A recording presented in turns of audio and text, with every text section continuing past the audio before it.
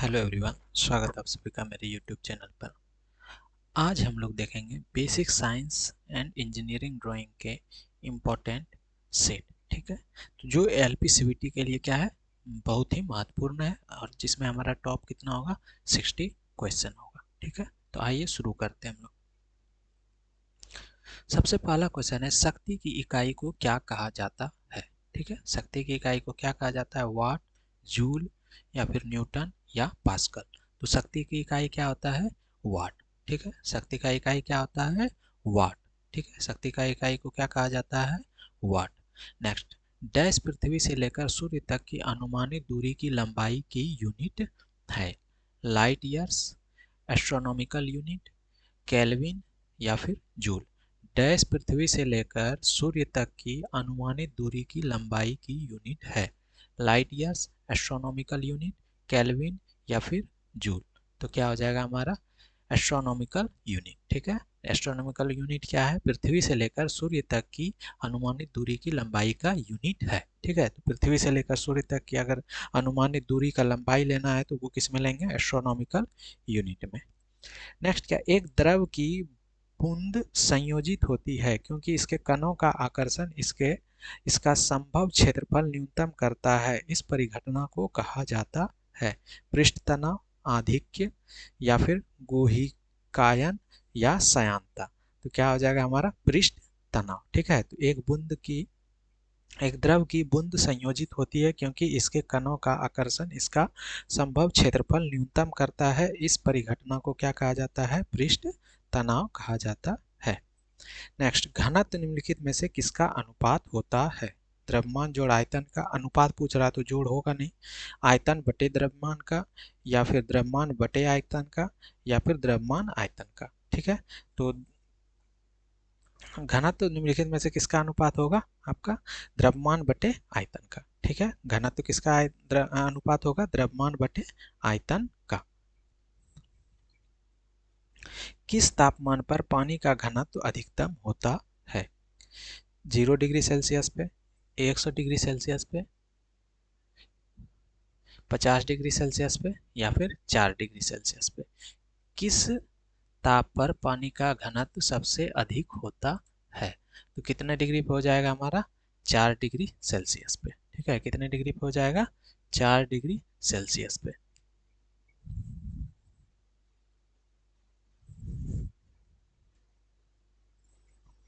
किसी वस्तु का त्वरण इसके डैश में हुआ परिवर्तन है। किस में परिवर्तन होगा, तो त्वरण होगा वेग में या फिर बल में या फिर संवेग में या फिर संवेग में। ठीक है, तो किसी वस्तु, संवेग नहीं होगा, दो दो ऑप्शन हो गया संवेग।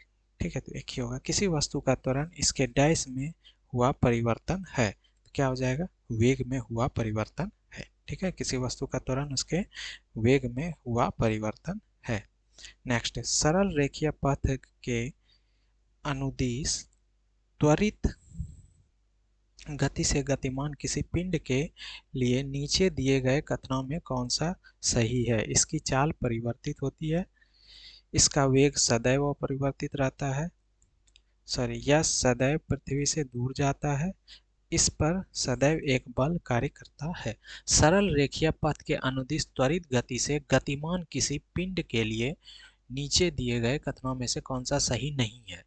इसकी चाल परिवर्तित होती रहती है, सही है। इसका वेग सदैव परिवर्तित होता है, सही है। यह सदैव पृथ्वी से दूर जाता है, तो ये पृथ्वी के क्या पथ के क्या हो रहा है, सरल रेखीय पथ के अनुदिश त्वरित गति कर रहा है। ठीक है, तो इसमें क्या हो जाएगा, इसमें ये हो जाएगा, यह सदैव पृथ्वी से दूर जाता है, ये गलत हो जाएगा। ठीक है, किसी पिंड का वेग समरूप कहा जाता है जब वेग का सिर्फ मान नियत रहे, या फिर वेग की सिर्फ दशा नियत हो, या फिर वेग का मान और दिशा दोनों नियत हो, या फिर वेग का मान और दिशा दोनों परिवर्तनशील हो। ठीक है, क्या बोल रहा है, किसी पिंड का वेग समरूप होता है जब वेग का सिर्फ मान नियत हो, या वेग की सिर्फ दिशा नियत हो, वेग का मान और दिशा दोनों नियत हो। तो हमारा आंसर क्या हो जाएगा, वेग का मान और दिशा दोनों नियत हो, वही उसी में क्या होगा, वेग क्या होगा, समरूप होगा। विद्युत शक्ति के मात्रक को इस प्रकार भी व्यक्त किया जा सकता है, वोल्ट एम्पियर में, या फिर किलोवाट घंटा में, या फिर वाट सेकेंड में, या फिर जूल सेकेंड में। ठीक है, विद्युत शक्ति के मात्रक को इस प्रकार भी व्यक्त किया जा सकता है, यानी कि वोल्ट एम्पियर में। ठीक है, विद्युत शक्ति को के मात्रक को किस रूप में व्यक्त किया जाता है? वोल्ट एम्पियर में किया जा सकता है। नेक्स्ट क्या क्वेश्चन क्या है? कोई विद्यार्थी किसी प्रयोग को करने के लिए पश्चात R1, R2 तथा R3 प्रतिरोध के नाइक्रोम के तार के 3 नमूने VI ग्राफ आलेखित करता है निम्नलिखित में से चित्र में से। ठीक है, तो इसमें कौन सा सही होगा? तो देखो इसमें क्या होता है,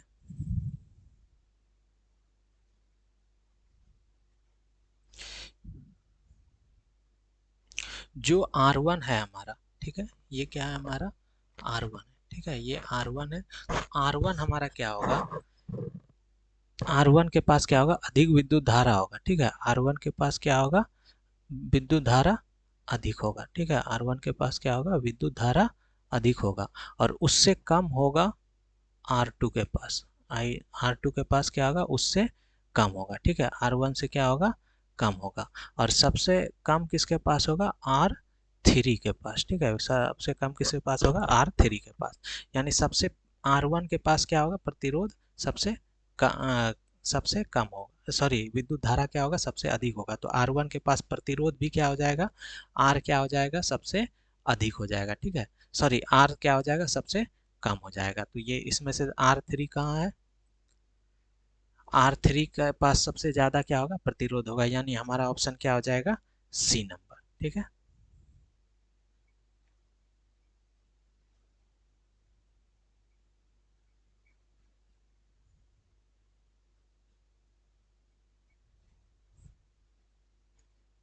क्या हो जाएगा? सी का तीसरा। ठीक है, सी नंबर। R3 में क्या हो जाएगा? सबसे अधिक प्रतिरोध हो जाएगा, उसके बाद R1 और R2। ये जितना जिसके नजदीक होगा उसमें उतना, जैसे ये ग्राफ है। ठीक है, इसमें क्या है? R1 सबसे नजदीक है, तो इसीलिए इसमें क्या होगा? विद्युत धारा कम होगा, तो प्रतिरोध क्या हो जाएगा? सॉरी, विद्युत धारा इसमें ज्यादा होगा। ठीक है, R1 में क्या होगा? विद्युत धारा ज्यादा होगी, इसीलिए इसमें प्रतिरोध क्या हो जाएगा? कम हो जाएगा। और जो सबसे दूर है, यानी कि R3 क्या है? सबसे दूर है, तो इसमें विद्युत धारा क्या होगा? कम होगा। इसी कारण से इसमें विद्युत धारा कम होगा, तो इसका प्रतिरोध क्या हो जाएगा? अधिक हो जाएगा। क्लियर है? नेक्स्ट, निम्नलिखित में से कौन सा वोल्टता को निरूपित करता है? किया गया कार्य बटे विद्युत धारा गुना समय, या फिर किया गया कार्य आवेश, किया गया कार्य गुने समय बटे विद्युत धारा, या फिर किया गया कार्य आवेश समय।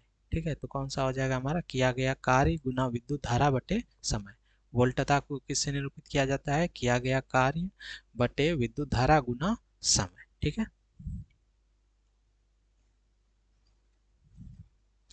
घरेलू संधारित्रों को लघुपतन अथवा अभी अतिभारण से बचाने के लिए उपयोग किए जाने वाला सर्वाधिक महत्वपूर्ण सुरक्षा उपाय क्या है? भूसंपर्कन, फ्यूज का उपयोग, स्टेबलाइजर का उपयोग, या फिर विद्युत मोटरों का उपयोग। क्या बोल रहा है? घरेलू संयंत्रों को लघुपतन अथवा अति भारण से बचाने के लिए उपयोग किए जाने वाले सर्वाधिक महत्वपूर्ण सुरक्षा उपाय क्या है?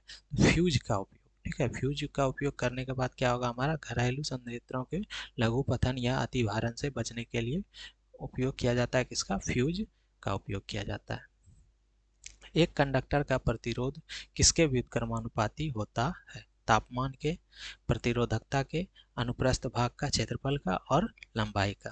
तो एक कंडक्टर का प्रतिरोध जो होगा वो किसके व्युत्क्रमानुपाती होगा?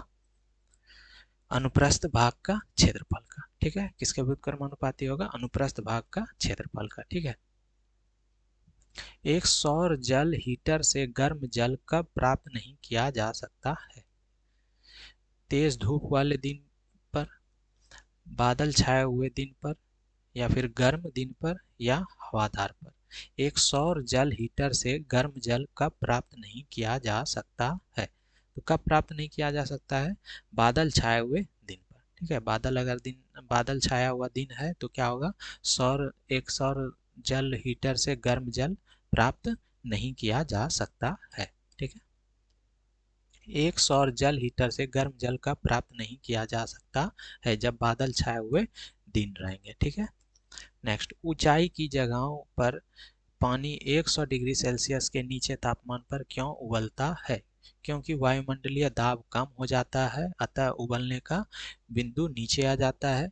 क्योंकि गुरुत्वाकर्षण कम हो जाता है, पर्वतों पर भारी हवाओं के कारण, या फिर उपरोक्त में से कोई नहीं। क्या हो जाएगा? ऊपर की जगहों पर पानी 100 डिग्री सेल्सियस से नीचे के तापमान पर क्यों उबलता है? क्योंकि वहाँ क्या होता है? वायुमंडलीय दाब कम हो जाता है, अतः उबलने का बिंदु नीचे आ जाता है। ठीक है। फ़ारेनहाइट पैमाने में 40 डिग्री सेल्सियस का मान होता है। कितना डिग्री होगा 40 डिग्री का फ़ारेनहाइट में? तो कितना हो जाएगा हमारा? 104 डिग्री। ठीक है। 40 डिग्री का सेल्सियस में अगर बदलेंगे तो सॉरी 40 डिग्री सेल्सियस को फ़ारेनहाइट में बदलेंगे तो कितना होगा? 104 डिग्री फ़ारेनहाइट। ठीक है। डैश द्वारा ऊष्मा के स्थानांतरण के लिए किसी माध्यम की आवश्यकता नहीं होती है। ठीक है।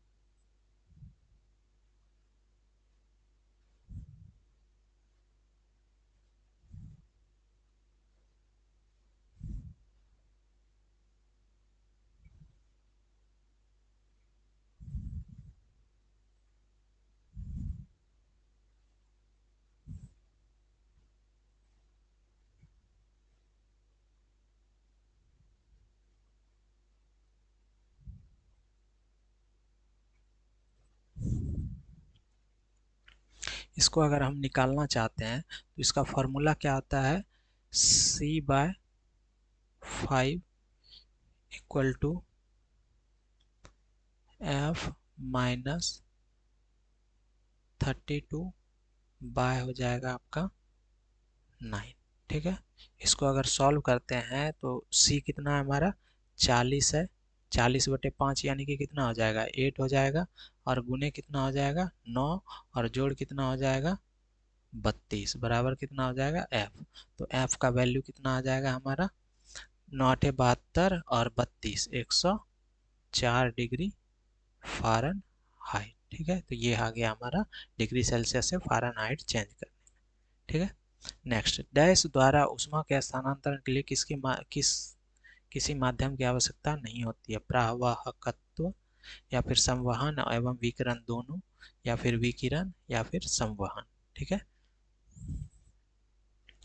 क्या होता है? डैश द्वारा ऊष्मा के हस्तांतरण के लिए किसी माध्यम की आवश्यकता नहीं होती है।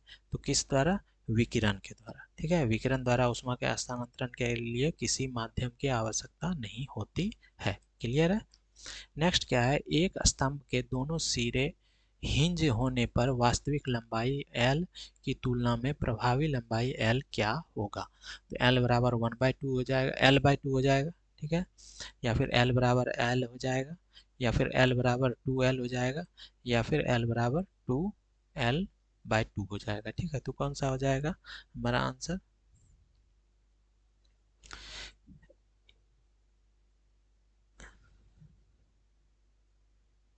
L क्या होता है हमारा?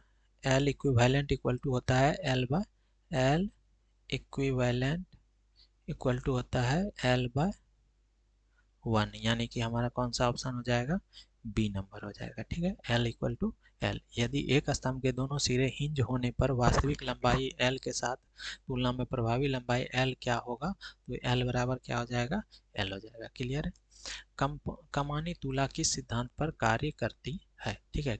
कमानी तुला किस सिद्धांत पर कार्य करता है? बॉयल का नियम, हुक का नियम, या फिर बर्नौली का सिद्धांत, या फिर पास्कल का सिद्धांत। ठीक है। तो कमानी तुला किस सिद्धांत पर कार्य करता है? हुक का नियम पर। ठीक है। किसके नियम पर करता है? हुक के नियम पर करता है।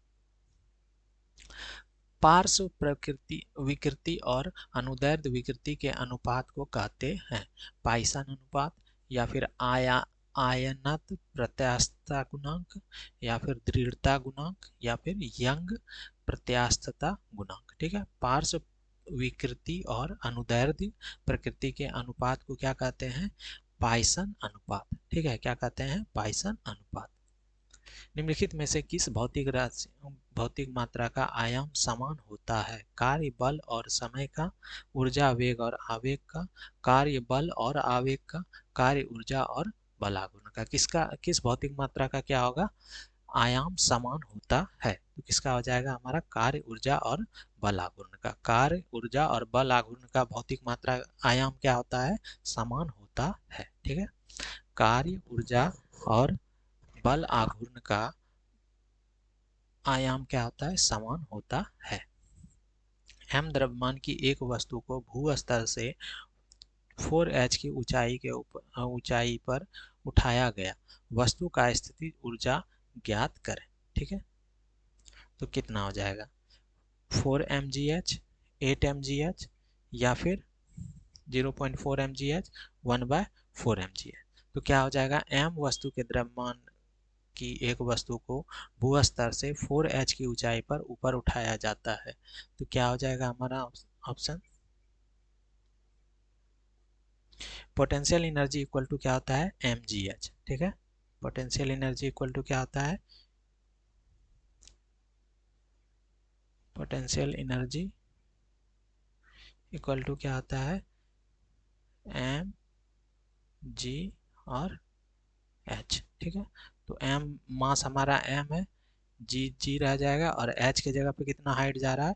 4h। ठीक है, तो ये कितना हो जाएगा? 4mgh। तो हमारा ऑप्शन कौन सा हो जाएगा? ए नंबर। क्लियर है? नेक्स्ट, 80 केजी के एक वस्तु को 80 केजी के एक वस्तु को 40 मीटर की ऊंचाई तक लगभग 50 सेकंड में ऊपर उठाने हेतु आवश्यक औसत शक्ति क्या होगा? 3200 जूल पर सेकंड, 640 जूल पर सेकंड या फिर 800 जूल पर सेकंड या फिर 600 जूल पर सेकंड। पावर इक्वल टू क्या होता है? P इक्वल टू क्या होता है? पावर इक्वल टू क्या होता है? Work by time. ठीक है, पावर इक्वल टू क्या होता है? Work by time. और W इक्वल टू क्या होता है? mgh बाय क्या हो जाएगा? T। ठीक है, तो mgh बराबर क्या हो जाएगा? T हो जाएगा। तो इस कंडीशन में हमारा m कितना है? मास कितना है? 80 है। और g कितना है आपका? g कितना? 10 ले लेते हैं। ठीक है, g का मान 10 ले लेते हैं। और h कितना? हाइट कितना है? 40 है। ठीक है, तो नीचे कितना हो जाएगा? टाइम कितना हो जाएगा? 50 सेकेंड। क्लियर है? इसको सॉल्व करेंगे तो ये 5 से 0 कैंसिल आउट हो जाएगा। 16 पंचे 80। ठीक है, तो 16 चौके 64 गुना 10, 640 हो जाएगा, यानी बी नंबर हो जाएगा।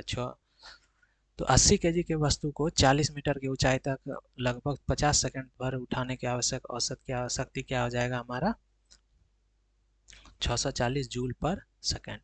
यदि किसी वस्तु पर लगाए गए बल की दिशा वस्तु की गति की विपरीत दिशा में होती है तो वस्तु की गति पर क्या फर्क पड़ता है? बढ़ती है या फिर रुक जाती है या फिर कम होती है या कोई प्रभाव नहीं होता है?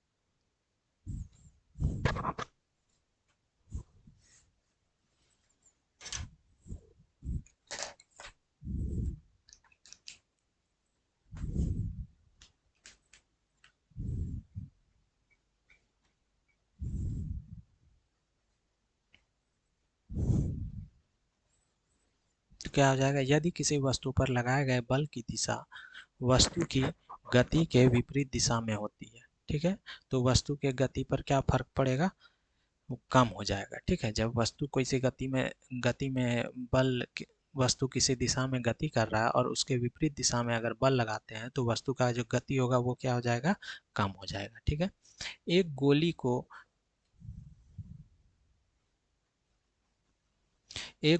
को 196 मीटर प्रति सेकंड के वेग से सीधे ऊपर की ओर दागा जाता है। ठीक है, बंदूक की गोली कितनी अधिकतम ऊंचाई पहुंचेगी? ठीक है, तो अधिकतम ऊंचाई इक्वल टू क्या होता है? u²/2g। ठीक है, कितना? ऑप्शन क्या है? 1960 मीटर, 196 मीटर, 980 मीटर, 490 मीटर। तो हमारा मैक्सिमम जो हाइट होता है वो क्या होता है? You square by 2g। You square यानी कितना है हमारा, यू स्क्वायर यानी 196 का स्क्वायर, यानी कि 196 गुना 196 बटे 2 गुने ये 9.8 ले लेते हैं।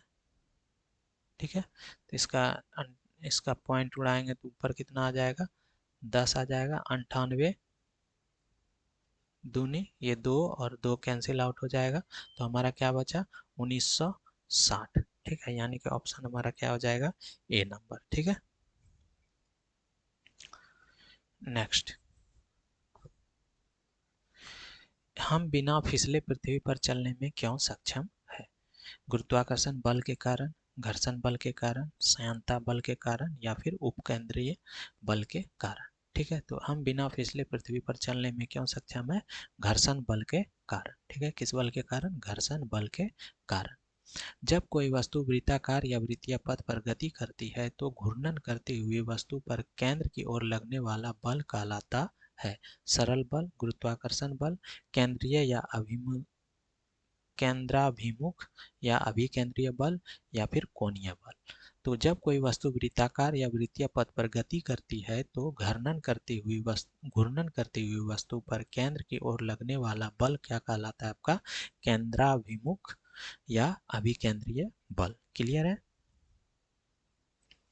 नेक्स्ट क्वेश्चन क्या है, घरेलू वैद्युत उपकरणों में प्रयुक्त सुरक्षा फ्यूज तार उस धातु से बनी होती है जिसका प्रतिरोध कम होता है, गलनांक कम होता है, या फिर विशिष्ट घनत्व कम होता है, या चालकत्व कम होता है। ठीक है, तो घरेलू विद्युत उपकरणों में प्रयुक्त सुरक्षा फ्यूज तार उस धातु की बनी होती है जिसका क्या होगा, आपका गलनांक कम होता है। ठीक है, जिसका क्या होगा, गलनांक कम होगा, उसी तार का क्या होगा, फ्यूज का तार बनाया जाता है। ठीक है, सौर ऊर्जा को विद्युत में बदलने में प्रयुक्त मुख्य तत्व कौन सा है, तांबा, कार्बन, सल्फर, या सिलिकॉन। ठीक है, क्या बोल रहा है, सौर ऊर्जा को विद्युत ऊर्जा में बदलने के लिए प्रयुक्त मुख्य तत्व कौन सा है, तो सिलिकॉन। ठीक है, सौर ऊर्जा को विद्युत ऊर्जा में बदलने के लिए प्रयुक्त मुख्य तत्व कौन सा है, सिलिकॉन। 220 वोल्ट आउटपुट वाले जनरेटर को 1100 वाट की पावर वाली मोटर से जोड़ने में प्राप्त होने वाले विद्युत धारा की गणना करें। ठीक है, तो कितना है हमारा, 10 एम्पियर, 50 एम्पियर, 5 एम्पियर, या फिर 100 एम्पियर। तो P कितना दिया हुआ है, P इक्वल टू कितना है आपका 100 वाट, और V कितना है 220। तो I बराबर क्या हो जाएगा आपका, P बाय V। I बराबर क्या हो जाएगा, P बाय V, यानी P का वैल्यू कितना है 1100 और V का वैल्यू कितना है 220। 1 0 कैंसिल आउट हो जाएगा, इसको कटाएंगे तो 5 से ये कट जाएगा, तो यानी कितना हो जाएगा, 5 एम्पियर हो जाएगा। ठीक है, किसने विद्युत चुंबकत्व और प्रकाश के संयोजन द्वारा यह प्रदर्शित किया कि प्रकाश एक विद्युत चुंबकीय तरंग है, आइजैक न्यूटन, कार्लो रूबिया, या फिर जेम्स मैक्सवेल, या फिर सोल्डन ग्लासो। ठीक है, किसके द्वारा ये काम किया गया, तो किसने विद्युत चुंबकत्व और प्रकाश के संयोजन द्वारा यह प्रदर्शित किया कि प्रकाश एक विद्युत चुंबकीय तरंग है, तो किसके द्वारा किया गया था, जेम्स मैक्सवेल के द्वारा। ठीक है, किसके द्वारा किया गया था, जेम्स मैक्सवेल। तो विद्युत चुंबकत्व और प्रकाश के संयोजन द्वारा यह प्रदर्शित किया कि प्रकाश एक विद्युत चुंबकीय तरंग है। ठीक है, कौन किए थे, जेम्स मैक्सवेल ने। 3 ओम, 2 ओम और 5 ओम को क्रमशः तीन प्रतिरोध को 12 वोल्ट की बैटरी से श्रेणी क्रम में जोड़ा जाता है। ठीक है, तो प्रतिरोध कितना होगा, तो श्रेणी क्रम में होगा तो समान सबको जोड़ देंगे, तो 3 2 5 5 10। ठीक है, तो परिपथ में कुल प्रतिरोध कितना हो जाएगा, 10 ओम हो जाएगा। ठीक है, निम्न कथनों पर विचार करें। ठीक है, निम्न कथनों पर क्या करना है, विचार करना है। ठीक है, क्या है, नमक और बर्फ के मिश्रण से 0 डिग्री सेल्सियस के नीचे तापमान प्राप्त होता है। नमक और बर्फ के मिश्रण से नमक और बर्फ के मिश्रण से 0 डिग्री सेल्सियस से नीचे का तापमान प्राप्त होता है। ठीक है, कारण नमक बर्फ के हिमांक को बढ़ा देता है। ठीक है, ये रॉन्ग है आपका। उपर्युक्त कथनों में संदर्भ में निम्नलिखित में कौन सा एक सही है?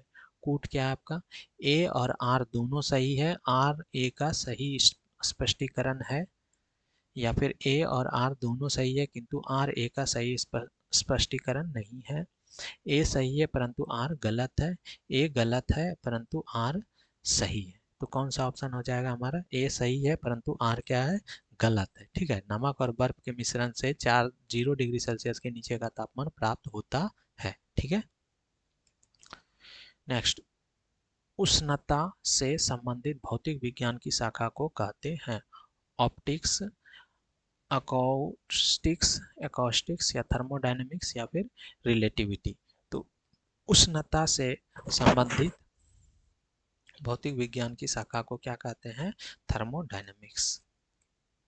ठंडे देशों में शीतकाल में झीलें जम जाती है नीचे का पानी छोड़कर 0 डिग्री सेल्सियस पर, 0 डिग्री फ़ारेनहाइट पर, 4 डिग्री सेल्सियस पर या फिर 4 डिग्री फ़ारेनहाइट पर। तो ठंडे देशों में शीतकाल में झीलें जम जाती है नीचे का पानी छोड़कर, तो कितना पे?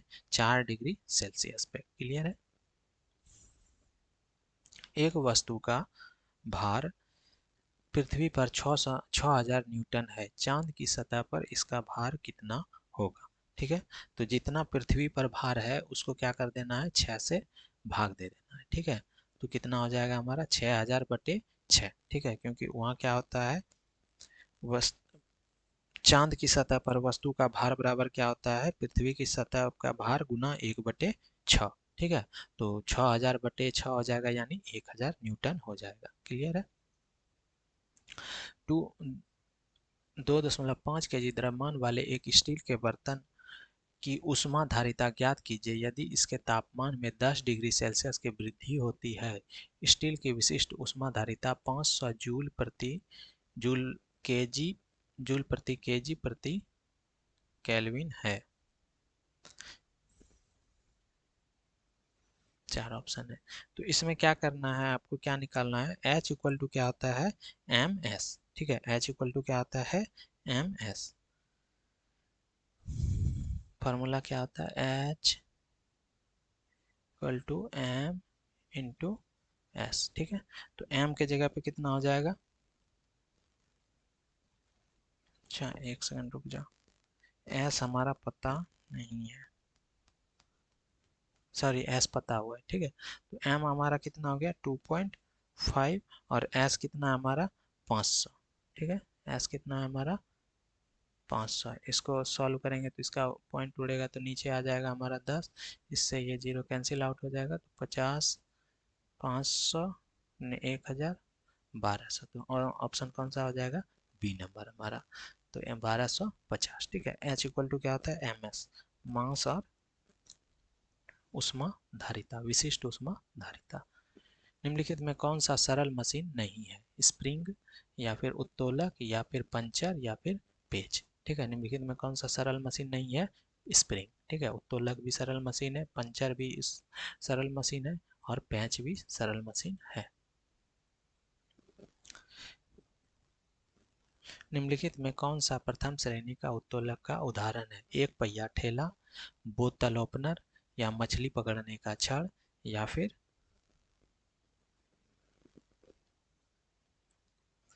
तराजू। क्या हो जाएगा? प्रथम श्रेणी में आलम जो होना चाहिए वो क्या होना चाहिए? बीच में होना चाहिए। तो प्रथम श्रेणी में आलम भार और प्रयास भी के बीच होता है। ठीक है, इस कैंची हो गया, जैसे सीसॉ हो गया, सब्बल हो गया, तराजू हो गया, चापाकल हो गया, कटिंग प्लायर हो गया, ये सब क्या आपका प्रथम श्रेणी का उत्तोलक है। और वहीं द्वितीय श्रेणी में क्या होगा आपका? लोड जो होगा वो बीच में होगा, यानी सरहोता हो गया, एक पहिया ठेला हो गया, सीट कटर हो गया, बोतल ओपनर हो गया, नींबू रस गारक हो गया, नींबू से रस निकालने वाला हो गया। और वहीं तृतीय श्रेणी में क्या हो जाएगा आपका? एफर्ट बीच में होना चाहिए, जैसे कि इंसानी अग्रभुज, चिमटा, झाड़ू, आग, चिमटा, मछली पकड़ने की छड़, स्पे स्टेपलर, ये सब क्या आपका तृतीय श्रेणी का है। ठीक है, 1 किलोवाट बराबर होता है 1000 वाट या फिर 10 वाट या 100 वाट या 10,000 वाट। तो 1 किलोवाट बराबर कितना हो जाएगा? 1000 वाट हो जाएगा। ठीक है। नेक्स्ट क्या है? 1 फेम्टो बराबर होता है 10 पर पावर 18 मीटर या 10 पर पावर -15 मीटर या 10 पर पावर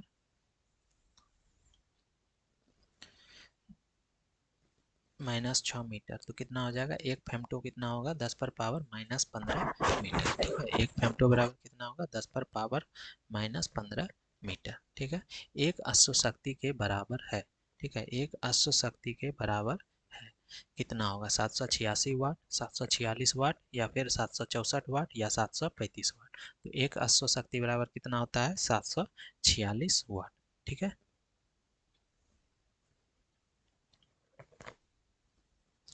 यदि पृथ्वी के व्यास इसके वर्तमान मान का दुगुना हो जाता है और इसका द्रव्यमान अपरिवर्तित रहता है तो पृथ्वी की सतह पर इस किसी वस्तु का भार किस प्रकार प्रभावित होगा?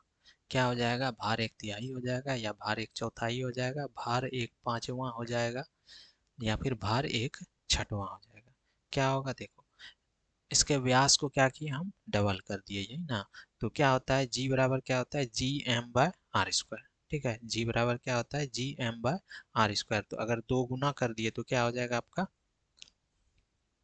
4 गुना 1/4 हो जाएगा। ठीक है। d² नीचे आ जाएगा तो 2 का स्क्वायर करेंगे तो 4, तो 1/4 हो जाएगा। तो यानी भार क्या हो जाएगा? 1/4 हो जाएगा। द्रव्यमान m के साथ चलती हुई वस्तु की गतिज ऊर्जा काइनेटिक एनर्जी का मान क्या होगा यदि इसकी v से बढ़ाकर 2v कर दिया जाए? तो क्या होगा? देखो, काइनेटिक एनर्जी इक्वल टू क्या होता है? काइनेटिक एनर्जी इक्वल टू क्या होता है आपका? काइनेटिक एनर्जी इक्वल टू क्या होता है? 1/2 mv²। ठीक है। तो इसमें क्या आ जाएगा आपका? 1/2 mv 2v का स्क्वायर। ठीक है। क्या हो जाएगा?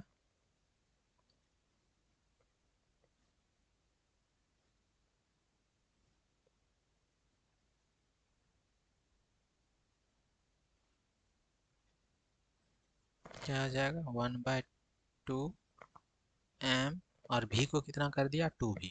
ठीक है। तो ये क्या हो जाएगा? 2v का स्क्वायर। ठीक है। तो ये कितना हो गया आपका? 4 × 1/2 mv²। ठीक है। जो कि 4 इंटू क्या है? Kinetic energy. ठीक है। क्या है? 4 इंटू काइनेटिक एनर्जी, जो कि हमारा ऑप्शन कौन सा है? B number. क्लियर है। नेक्स्ट, औसत वेग का सूत्र क्या होगा? v average equal to uv/2 या फिर v एवरेज इक्वल टू क्या हो जाएगा? औसत वेग बराबर क्या हो जाएगा? u+v/2 या फिर v average equal to u+v या v इक्वल टू s/t। ठीक है। तो क्या होगा? v एवरेज औसत वेग का सूत्र जो होगा वो क्या होगा? u+v/2। ठीक है। औसत वेग का सूत्र क्या होगा? u+v/2।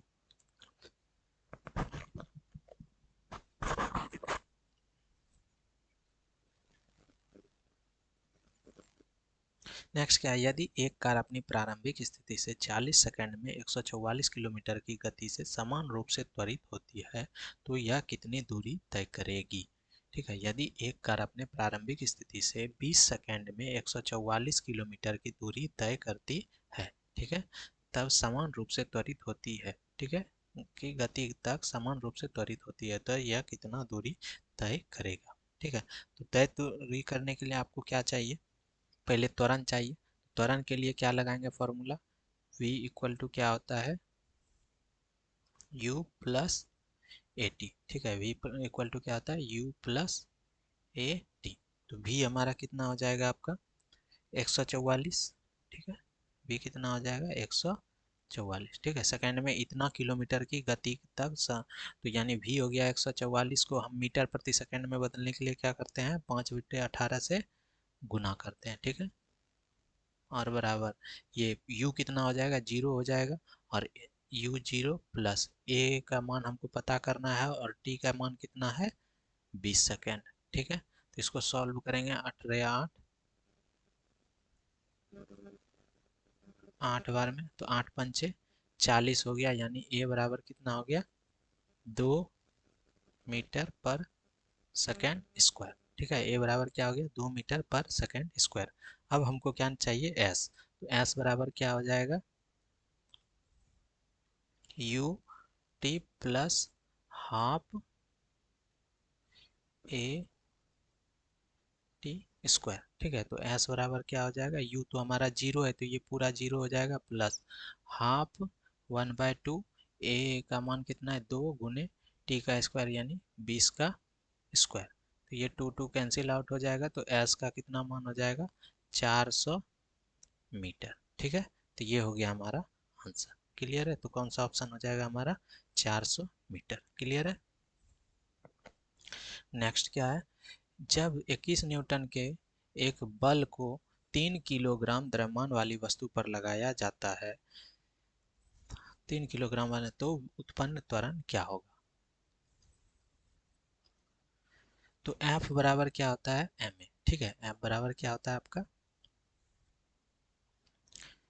F बराबर क्या होता है, m इंटू ए। ठीक है, तो हमको क्या चाहिए, उत्पन्न त्वरण, यानी a बराबर क्या चाहिए, F/ma m। ठीक है, तो F कितना है, फोर्स कितना है, 21 बटे, और m मास कितना है, 3, तो इसको कटाएंगे तो कितना हो जाएगा, 7। ठीक है, तो कितना हो जाएगा, 7 मीटर पर सेकेंड स्क्वायर, यानी कि कौन सा ऑप्शन हो जाएगा, सी नंबर हो जाएगा। ठीक है,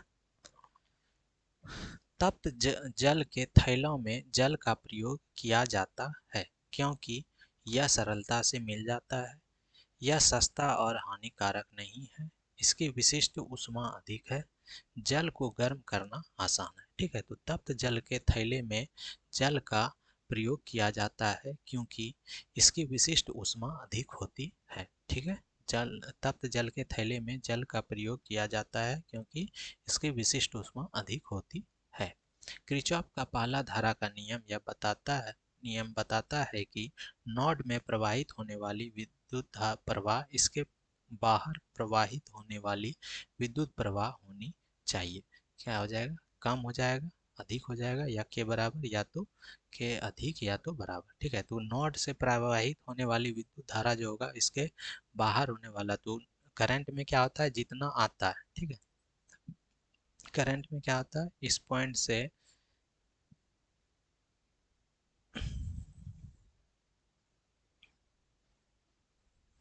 ठीक है, अगर इतन ये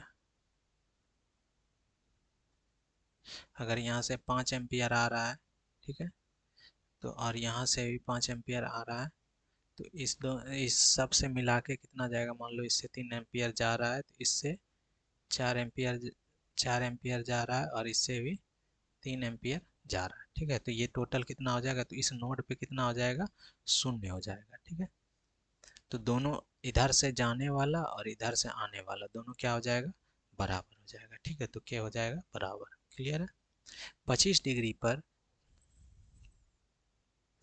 25 डिग्री पर 300 ग्राम पानी को 0 डिग्री सेल्सियस पर 100 ग्राम बर्फ में मिला दिया जाता है। ठीक है, तो गर्म तो मिश्रण का अंतिम तापमान होगा। ठीक है, तो क्या हो जाएगा, मिश्रण का अंतिम ताप 0 डिग्री सेल्सियस। कैसे, देखो ये आपका क्या है,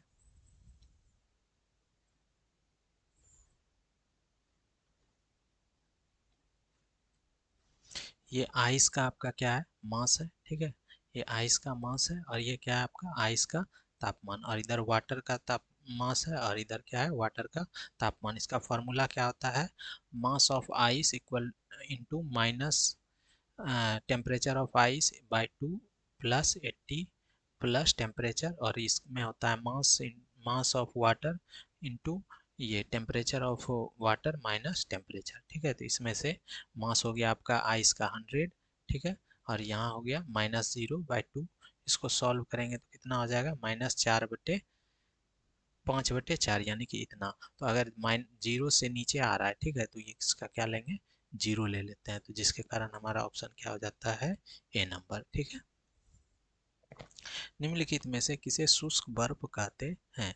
निर्जलित बर्फ, पहाड़ों पर पड़ी बर्फ, कार्बन डाइऑक्साइड, ठोस कार्बन डाइऑक्साइड या ठोस कार्बन मोनोऑक्साइड। तो निम्न में से किसे शुष्क बर्फ कहते हैं? तो ठोस कार्बन डाइऑक्साइड को। ठीक है, शुष्क बर्फ किसको कहते हैं? ठोस कार्बन डाइऑक्साइड को। नेक्स्ट, एक गर्म बर्फ को 0 डिग्री सेल्सियस ताप के वाष्प में से 100 डिग्री सेल्सियस तापक्रम तक ले जाने के लिए कितने कैलोरी ऊष्मा की आवश्यकता होगी? 80, 720, 336। तो क्या हो जाएगा हमारा 720। ठीक है, कितना कैलोरी ऊर्जा का होगा? 720। चुंबकीय क्षेत्र में सुचालक की गति से प्रेरित इलेक्ट्रोमोटिव बल है? विद्युत चुंबकीय बल, गुरुत्वाकर्षण बल या फिर परमाणु बल या चुंबकीय बल। तो चुंबकीय क्षेत्र में सुचालक की गति से प्रेरित इलेक्ट्रोमोटिव बल क्या है आपका? विद्युत चुंबकीय बल। जब एक चालक में धारा बढ़ती है तो लेंज का नियम यह बताता है कि स्वप्रेरित वोल्टता धारा की मात्रा को बढ़ाने की ओर प्रवृत्ति रखेगा, प्रयुक्त वोल्टेज की सहायता करेगा या बढ़ने वाली धारा के विपरीत धारा उत्पन्न करेगी। तो क्या हो जाएगा हमारा? या बढ़ने वाली धारा की सहायता करेगा। तो लेंज का नियम जब भी होगा उसमें विपरीत वाला होगा। ठीक है, तो ये क्या हो जाएगा? बढ़ने वाली धारा के विपरीत धारा उत्पन्न होगा। ठीक है। क्या है? एक 100 वाट 200 वोल्ट लैंप का प्रतिरोध क्या होगा? तो 100 ओम, 200 ओम, 400 ओम या फिर इनमें से कोई नहीं। ठीक है, तो आपको क्या चाहिए? पी बरा